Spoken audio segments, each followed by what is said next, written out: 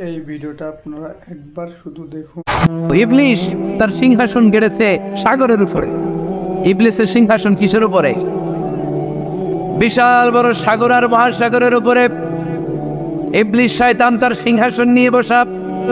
প্রতিদিন সকালবেলায় শয়তানগুলোরে মানব রাজ্যে পাঠিয়ে দেয়, যা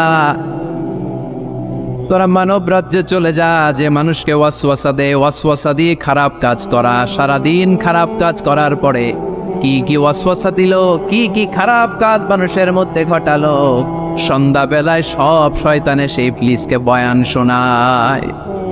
সন্ধ্যাবেলায় শয়তানগুলো এসে বলে, আমি এক লোককে দিয়ে মিথ্যা কথা বলিয়েছি। আরেক শয়তান বলে, আমি নামাজ কাজা করিয়েছি এক আল্লাহর বান্দাকে দিয়ে। আরেকজন বলে, আমি ওজনে কম দিয়েছি। আরেকজন বলে, আমি সুদের ব্যবসার মধ্যে টাকা লাগানোর ব্যবস্থা করে দিয়েছি। এক একজন এক একটা ওয়াসওয়াসা দিয়ে আল্লাহর মুমিন বান্দাদেরকে ধোঁকা দিয়েছে। এগুলোর ফিরিস্তি এসে সব শয়তানেরা ইবলিসকে শোনায়, কিন্তু কোনো কথাতে ইবলিসের মন ভরে না। কোন শয়তান এসে বলে, আমি তো এমন মদের আড্ডাখানায় নিয়ে গেছি আল্লাহর বান্দাদেরকে, এগুলো নামাজই পড়ে নাই, খালি মদ খেয়েছে। আবার কিছু শয়তান এসে বলে, আমি ক্যাসিনোতে নিয়ে গেছি, ওখানে খালি জুয়া খেলছে। আবার কিছু শয়তান এসে বলে, আমি বাজারের মধ্যে ফরমালিনের এই ওয়াসওয়াসা ঢুকাই দিছি। একটার পর একটা শয়তানি ফিরিস্তি তারা ইবলিসকে শোনায়, কিন্তু কোনো কাজে ইবলিসের মন ভরাতে পারে না। একজন এসে বলে, আনা মা তারাকতুহু বাইনার রাজুলি ওয়া ইমরাআতি হাত্তা ফাররাকতু, আমি একজন ইমানদার নারী পুরুষের মধ্যে ঝগড়া লাগায়া ওই ঝগড়া বাড়াতে তালাক পর্যন্ত নিয়ে গেছে। নাউজুবিল্লাহ পড়বেন না? শয়তান এবার তার উপর খুশি হয়ে যায়। সব শয়তানগুলোকে ঠেলে ইবলিস এই শয়তানকে কাঁধে তুলে নাচতে শুরু করে দেয়। কারণ মুমিন বান্দার সংসার যদি ভেঙে যায় শয়তান খুশি হয়ে যায়, আর মুমিন বান্দার সংসার টিকে থাকলে খুশি হয়ে যায় কে? এজন্য নীলফামারীর ভাইয়েরা, ঝগড়া করা যাবে না। দাম্পত্য জীবনকে সুখী করতে চাইলে ঝগড়াকে আমরা নো বলে দিব। ঝগড়া অনেক সময় হবে, কিন্তু এটাকে বাড়তে দেওয়া যাবে না, এটাকে আমরা স্পেস দিব না, ওইখানে থামায় দিতে হবে। রাজি আছেন তো সবাই? আল্লাহ রাসূল সাল্লাল্লাহু আলাইহি ওয়াসাল্লামের ফ্যামিলিতে ঝগড়া হতো। আম্মা জান আয়েশা রাদিয়াল্লাহু তাআলা আনহার সাথে আল্লাহ রাসূল সাল্লাল্লাহু আলাইহি ওয়াসাল্লামের ঝগড়া হতো, হাদিসে পাওয়া যায়। কিন্তু এগুলো ছিল মধুর ঝগড়া, সুন্দর ঝগড়া। সুবহানাল্লাহ পড়েন। আল্লাহর হাবিব বলেন, ইয়া আয়েশা ইন্নী লা আ'লামু ইযা কুনতি আন্নী রাদিয়া ওয়া ইযা কুনতি আলাইয়া গাদবা। ও আয়েশা, তুমি কখন আমার উপর রেগে থাকো সেটাও আমি বুঝি, আবার কখন খুশি থাকো সেটাও বুঝি। আম্মা যারা এসে বললেন, ইয়া রাসূলুল্লাহ, ইয়া হাবিবাল্লাহ, কেমন করে আপনি বুঝেন যে আমি আপনার উপর রেগে আছি, আবার কেমন করে আপনি বুঝেন আমি আপনার উপর সন্তুষ্ট আছি? বিশ্বনবী বললেন, আয়েশা, তুমি যখন আমার উপরে খুশি থাকো, আমার উপর যখন তুমি রাজি থাকো, তখন তুমি দোয়ার সময় এইভাবে দোয়া করো, ওয়া রাব্বি মুহাম্মদ, মুহাম্মাদের রব, আপনি আমাদের সব গুনাহগুলো মাফ করে দেন। আর যখন তুমি আমার উপর রেগে থাকো, তখন তুমি আমার নামটা মুখ দিয়ে উচ্চারণ করো না। ও আয়েশা, তখন তুমি দোয়ার সময় বলতে থাকো, ওয়া রাব্বি ইব্রাহিম, ইব্রাহিমের রব, আপনি আমাদের সব গুনাহগুলো মাফ করে দেন। যখন তুমি খুশি তখন আমার নামটা মুখে নাও, যখন তুমি আমার উপর রেগে থাকো তখন তুমি আমার নামটা মুখে নিতে চাও না। আম্মা জান আয়েশা বললেন, ইয়া রাসূলুল্লাহ, ইয়া হাবিবাল্লাহ, মা হাজুরু ইল্লা ইসমাক, আমি শুধু আমার মুখ থেকে আপনার নামটারে সরায় রাখি, আমার হৃদয় থেকে কোনোদিন আপনারে সরাতে পারি না। মা হাজুরু ইল্লা ইসমাক, নবী হে, আমি তো শুধু মুখ থেকে আপনার নামটারে বাদ দেই, আমার হৃদয় থেকে তো আপনারে বাদ দিতে পারি না। আমার হৃদয় পুরোটা জুড়ে শুধু আপনি আর আপনি। চিল্লায় পড়েন আল্লাহু আকবার। তার মানে আম্মা জান আয়েশাও আল্লাহ রাসূল সাল্লাল্লাহু আলাইহি ওয়াসাল্লামের উপর রেগে থাকতেন মাঝে মাঝে। বিশ্বনবী মাঝে মাঝে রাগ করতেন। একবার খুব বেশি রাগারাগি হয়ে গেল, অনেক ঝগড়া হয়ে গেল। এবার আল্লাহ রাসূল সাল্লাল্লাহু আলাইহি ওয়াসাল্লাম খেয়াল করলেন না, এত ঝগড়া তো করা ঠিক হবে না। তখন আল্লাহর হাবিব সাল্লাল্লাহু আলাইহি ওয়াসাল্লাম বললেন, আয়েশা, চলো মিটমাট করি। কি করি? হ্যাঁ, মিউচুয়াল করি না, মিটমাট। এই যে ঝগড়া লাগলে আবার যে মিলায় দেয়, এটা কি বলেন আপনারা নীলফামারীতে? মিটমাট। আল্লাহ হাবিব সাল্লাল্লাহু আলাইহি ওয়াসাল্লাম বলেন, আয়েশা, চলো আমরা মিটমাট করি, আমরা আর ঝগড়া না করি। আম্মা জান আয়েশা বললেন, ঠিক আছে, চলেন মিটমাট করি। বিশ্বনবী বলেন, ঠিক আছে, একজনকে নিয়ে আসি যে দুইজনের মাঝে মিটমাট করাই দিবে। কারে নিয়ে আন? ওমরে ফারুককে নিয়ে আসি। আম্মা জান আয়েশা বলে, না, ওমরু গলিদ, ওমরের মেজাজ গরম, আমার ভয় লাগে। সুবহানাল্লাহ পড়বেন না? বিশ্বনবী বললেন তাহলে তোমার আব্বারে নিয়ে আসি, কই নিয়ে আসেন, আব্বারে খুব ভালো লাগে। বিশ্বনবী বললেন ঠিক আছে, তোমার কথাই রইল, ওমরকে ডাকবো না, তোমার আব্বা আবু বকরকে নিয়ে আসবো। বিশ্বনবী মিটমাট করার জন্য সাইয়েদনা আবু বকর রাদিয়াল্লাহু তাআলা আনহুকে ডেকে নিয়ে আসলেন। সাইয়েদনা আবু বকর রাদিয়াল্লাহু তাআলা আনহু ঘরে ঢুকলেন। বিশ্বনবী বললেন, আয়েশা, আমার আর তোমার মাঝে কি নিয়ে ঝগড়া হয়েছে? কথাটা কি তুমি বলবা নাকি আমি বলবো? আম্মা জান আয়েশা বলেন, আপনিই বলেন, তবে মিথ্যা বললেন না, যা ঘটছে ওইটাই বললেন। ওলা তাকুলিল্লা হাক্কান, যেটা সত্য এটাই বলবে, অন্য কিছু বলবেন না। আবু বকর রাদিয়াল্লাহু তাআলা আনহু তো শুনে রেগে মেগে আগুন। কি এত বড় সাহস, বিশ্বনবীর সামনে দাঁড়িয়ে তুমি এভাবে কথা বলো? এই আদব শিক্ষা দিয়েছি তোমাকে আমি। রেগে গেলেন। বিশ্বনবী কি সত্য ছাড়া মিথ্যা কিছু বলবেন? রেগে মেগে চিৎকার করে মেয়ের গালের মধ্যে দিলেন এক চপেটাঘাত। এক থাপ্পড় খেয়ে আম্মা জান আয়েশা উল্টায় পড়লেন। আবার মারার জন্য সাইয়েদনা আবু বকর রাগে গড়গড় করছিলেন, মেয়েরে আবার মারার জন্য উদ্যত হলেন। বিশ্বনবী অবস্থা ভয়ঙ্কর দেখে সাইয়েদনা আবু বকরের সামনে দুই হাত মেলে এইভাবে দাঁড়িয়ে গেলেন। বিশ্বনবীকে যখন আবু বকর রাদিয়াল্লাহু তাআলা আনহু দাঁড়াতে দেখলেন, সাইয়েদনা আবু বকর মুহূর্তের মধ্যে থেমে গেলেন। সুবহানাল্লাহ পড়েন। সাইয়েদনা আবু বকর রাদিয়াল্লাহু তাআলা আনহু ঘর থেকে বের হয়ে গেলেন। এবার বিশ্বনবী আম্মা জান আয়েশার কাছে যেয়ে বলেন, ও আয়েশা, দেখো আমি তোমারে মাইট থেকে বাঁচাইলাম। আমি না থাকলে তোমার বাবা তোমারে আসে শেষ করে ফেলতো, ঠিক কি না?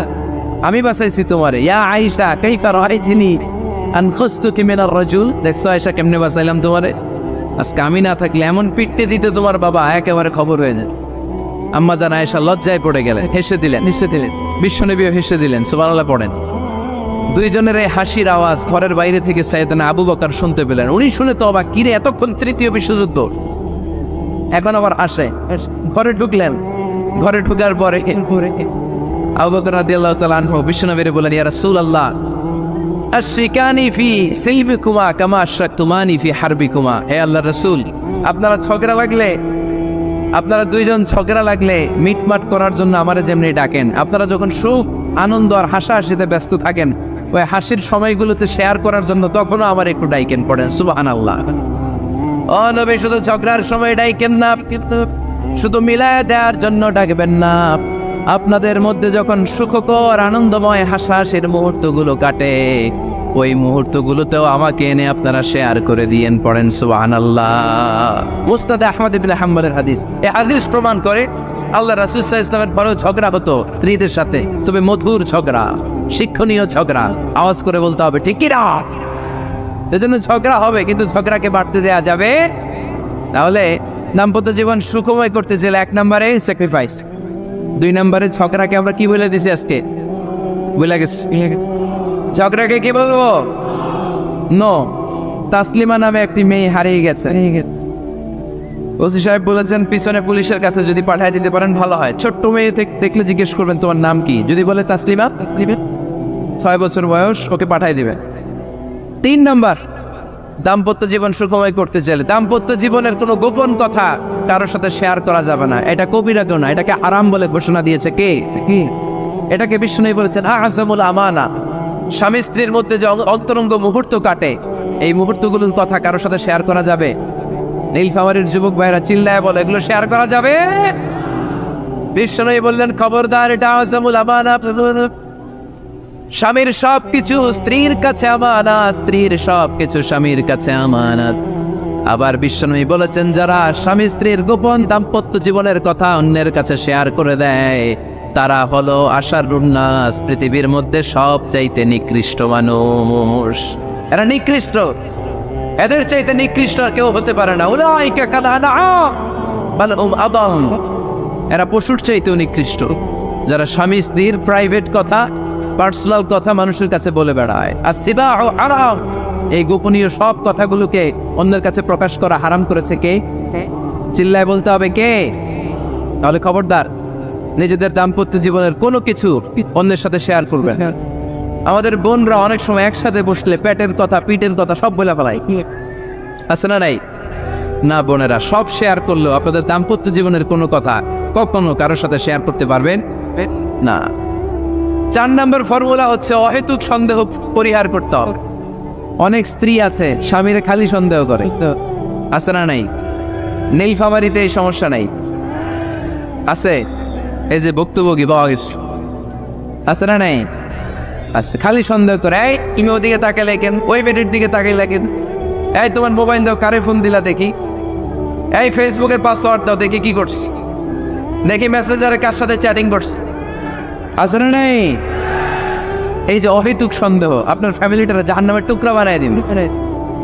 আবার অনেক স্বামী আছে স্ত্রীকে খালি সন্দেহ করে, এদিকে তাকালে সন্দেহ করে, ওদিকে তাকালে সন্দেহ করে, বাসায় থাকলেও সন্দেহ, বাইরে গেলেও সন্দেহ, এরকম আছে না নাই? না, অহেতুক সন্দেহ এটা পরিহার করবেন। এই সন্দেহ খুব খারাপ জিনিস। আমি ব্যক্তিগতভাবে অনেক কেস এরকম হ্যান্ডেল করেছি, এসে বলে হুজুর খালি সন্দেহ করে, এটা একটা রোগ। এটা কি আপনার ফ্যামিলিটারে শেষ করেছে।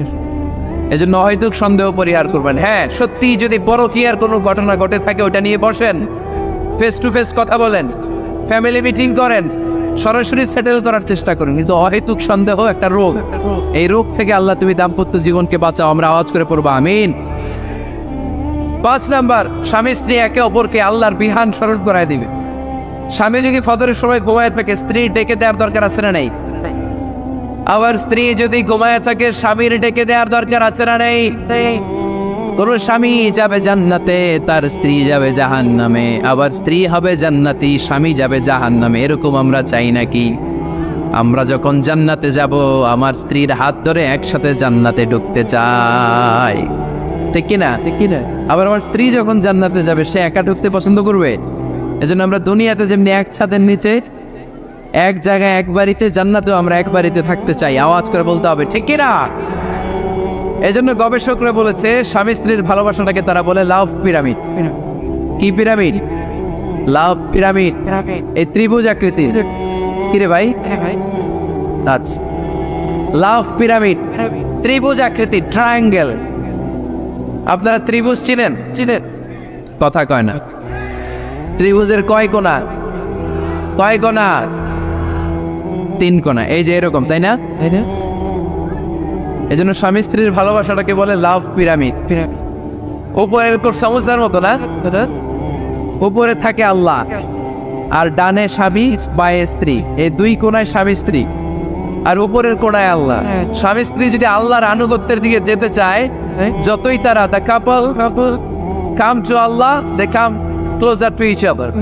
তারা যদি আল্লাহর কাছাকাছি যায়, তারা নিজেরাও কাছাকাছি হয়, ঠিক কিনা? ঠিক কিনা? তারা আল্লাহর কাছে যেতে যেতে যেতে যেতে আল্লাহর ইবাদতে যদি একেবারে আল্লাহর কাছে চলে যায়, তারা নিজেরাও কাছাকাছি চলে যায়, ঠিক কিনা? ঠিক কিনা? আর তারা আল্লাহর আনুগত্য থেকে যত দূরে সরে, তারা নিজেরাও নিজেদের থেকে তত দূরে সরে পড়ে। চিল্লায় বলেন, ঠিক কিনা? লাভ পিরামিড এটা। এই জন্য the closer the couple comes to Allah, the closer the couple comes to each other। কাপল স্বামী স্ত্রী আল্লাহর ভালোবাসা নিজের মধ্যে যত গাঢ় করবে, আল্লাহর আনুগত্য যত বেশি করবে, আল্লাহর ইবাদত যত করবে, নিজেরাও তত কাছাকাছি আসবে। আর আল্লাহর যত বলবে, নিজেদের মধ্যে বড় বড় ফারাক করে দিবে কে? তাহলে এই 5টা বিষয় স্বামী স্ত্রীর উভয়ের উপর বর্তায়। এগুলো মেনে চললে দাম্পত্য জীবনকে সুখময় করে দিবে কে? আল্লাহ। এবার আমরা শুনবো আমাদের বোনদেরকে। যে ডান দিকে আমি শুনলাম আমাদের বোনদের বিশাল প্যান্ডেল, আছে না নাই? আজকে বোনদের দিয়ে শুরু করি। স্ত্রীদেরকে আল্লাহ কি দায়িত্ব দিয়েছে একটা ফ্যামিলিকে সুন্দর করতে, একটা দাম্পত্য জীবনকে সুন্দর করতে? স্ত্রীর 1 নম্বর দায়িত্ব হচ্ছে she should make a comfort to her husband। স্ত্রীর উচিত স্বামীর জন্য ঘরটাকে প্রশান্তির নীড় বানিয়ে রাখা। কি বানিয়ে রাখা? প্রশান্তির নীড়। স্ত্রী হওয়া উচিত এমন যাকে দেখলে স্বামীর চোখ জুড়ায়, স্বামীর প্রাণ জড়িয়ে যায়, স্বামীর হৃদয়টা ঠান্ডা হয়ে যায়, ঠিক কিনা? আর স্ত্রীর দিকে তাকালে যদি মেজাজ গরম হয়ে যায়, মেজাজ খিটখিটে হয়ে যায়, ঝামেলা আছে না নাই? ঝামেলা আছে। এজন্য মেহেরবানি করে আমাদের বোনরা যারা, এমন কোনো কাজ করবেন না যেটা স্বামীর মেজাজকে খিটখিটে করে দেয়। কারণ আল্লাহ তাআলা আপনাদেরকে তৈরি করেছে লিতাসকুনু ইলাইহা, স্বামী আপনার কাছে গেলেই যেন তার হৃদয়টা প্রশান্ত হয়ে যায়, ঠিক কিনা? অনেক স্ত্রী আছে না জেনে না বুঝে স্বামীর সাথে এমন খিটখিটে মেজাজ দেখায় যেটা স্বামীর জন্য মেনে নেওয়া কষ্টকর। আমি একটা জরিপে পড়েছি, পৃথিবীর অনেক স্বামী স্ত্রীর কারণে হার্ট অ্যাটাক করে মারা যায়, আছে না নাই? এই তো ভুক্তভোগী পাওয়া গেছে। স্বামীর জন্য একটা ত্রাস হয়ে দাঁড়ায় স্ত্রী, ত্রাস। অনেক স্বামী আছে স্ত্রীর এরকম আচরণের কারণে, অতিরিক্ত প্রেসার ক্রিয়েট করার কারণে স্ত্রীদেরকে ভয় পায়। অবশ্য নীলফামারীর কোনো স্বামী তার স্ত্রীরে ভয় পায় না। ভয় পায় স্ত্রীরে ভয় পান কে কে দেখি?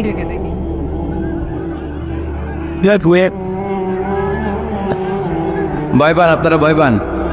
হ্যাঁ, এক অফিসের বড় সাহেব তার স্ত্রীরে খুব ভয় পায়, প্রচন্ড ভয় পায়। তো সে মনে মনে ভাবলো, দেখি আমার অফিসের যারা স্টাফ আছে, ম্যানেজাররা আছে, এরা কতটুকু ভয় পায়, এরা ভয় পায় কিনা। তো একদিন সকালবেলা অফিসের সব স্টাফগুলোর একসাথে দাঁড় করায় বলতেছে, এই আপনারা যারা যারা আপনাদের স্ত্রীদেরকে ভয় পান তারা ডান দিকে যান, আর যারা স্ত্রীকে ভয় পান না এরা বাম দিকে যান। অফিসের সব কর্মচারী ডান দিকে চলে গেছে, সবাই ভয় পায়, একজন শুধু বাম দিকে। বাম দিকে কয়জন ভয় পায় না, আর যারা ভয় পায় এরা ডান দিকে, ডান দিকে সবাই।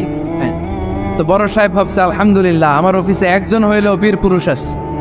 তো বীর পুরুষের কাছে যেয়ে বলে, ঘটনা কি, আপনি মোটেও ভয় পান না? কয়, স্যার প্রতিদিন অফিস করার জন্য যখন ঘর থেকে বের হয় আমার বউ আমারে বলে দেয়, খবরদার সবাই যেদিকে যায় তুমি কিন্তু ওইদিকে যাইবা না, সবাই যেদিকে যায় তুমি ওইদিকে গেলে খবর আছে। বড় সাহেবকে খবরদার, এটা তো আরো ডরায়, ঠিক কিনা?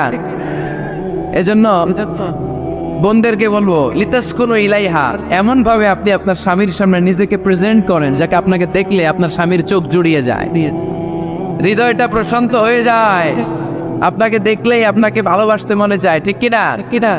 এজন্য রব্বুল আলামিন বলেন, আমি নারীদেরকে তৈরি করেছি লিতাসকুনু ইলাইহা, যেন পুরুষেরা স্ত্রীদের সংস্পর্শ যখন পায় পুরুষদের হৃদয়টারে প্রশান্ত করে দেয় কে? রব্বুল আলামিন বলেছেন, খাদিজার জন্য জান্নাতে আমি এমন একটা ঘর বানিয়েছি যেই ঘরের মধ্যে কোনো বিশৃঙ্খলা নাই। খাদিজার জন্য জান্নাতে এমন একটা প্রাসাদ আমি বানিয়েছি যেই প্রাসাদের মধ্যে কোনো আওয়াজ নাই, কোনো কোলাহল নাই। কুরাইশদের মাঝে যখন দাওয়াত দিতেন সব বিশৃঙ্খলা ঝামেলা গোলমাল শেষ করে রাতের বেলায় যখন খাদিজার ঘরে বিশ্বনবী ঢুকতেন, বিশ্বনবীর হৃদয়টারে প্রশান্ত করে দিত কে? আম্মাজান খাদিজা বিশ্বনবী সাল্লাল্লাহু আলাইহি ওয়াসাল্লামের জন্য এমন ঘর উপহার দিয়েছেন যেই ঘরে বিশ্বনবী আসলে বিশ্বনবীর হৃদয়টা ঠান্ডা হয়ে যেত। সুবহানাল্লাহ পড়েন। অনেক স্ত্রী আছে স্বামী ঘরে ঢুকলেই ঘরে আটা নাই, রুটি নাই, চাল নাই, ডাল নাই, এটা লাগবে ওইটা লাগবে, ওখানে যেতে হবে, একটার পর একটা ফিরিস্তি বলে বেড়ায়, আছে না নাই? না, এটা করবেন না। আপনার কি লাগবে এই সব দায়িত্ব আল্লাহ তাআলা স্বামীকে দিয়েছে, স্বামীকে জানাবেন, তবে ধীরে সুস্থে স্বামীর জন্য ঘরটাকে এমন করে রাখতে হবে যেন ঘরে ঢুকলেই স্বামীর হৃদয়টারে প্রশান্ত করে দেয় কে? এজন্য স্ত্রীর প্রথম দায়িত্ব ঘরটারে প্রশান্তির নীড় বানানো।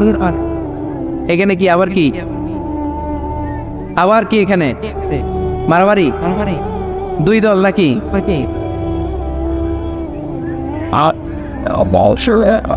আপনাদের মনোযোগ আসছে না গেছে?